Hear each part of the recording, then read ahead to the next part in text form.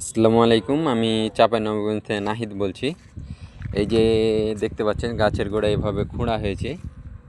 এইগুলো মূলত করা হয় এখন আম শেষ, আমকে যত্ন নেওয়ার জন্য এই যে গাছের গোড়া খুঁড়ে দেওয়া হয়েছে, এখন সাহার দিবে। এই যে দেখেন, এই যে গাছে আম আর এমনি এমনি আসে না, গাছের যদি আপনি যত্ন করেন তাহলে হচ্ছে যে আম ভালো হবে বা আম বেশি দিবে গাছে আর কি। এই যে দেখেন প্রত্যেকটা গাছ খুঁড়ে দিয়েছে। এগুলো হচ্ছে যে ফৈল্লি আমের গাছ। এই যে এইগুলো ফৈল্লি আমের গাছ। এই যে দেখেন প্রত্যেকটা গাছ খুঁড়ে দিয়েছে, পরিচর্যা করছে।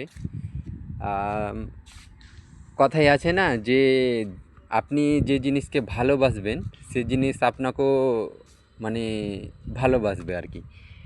এখন যেহেতু গাছের এই যে এরকম করে পরিচর্যা করা হচ্ছে, একদিন হচ্ছে যে ফসল দিয়ে দিয়ে আপনাকে হচ্ছে যে করে দেবে। এই যে দেখেন,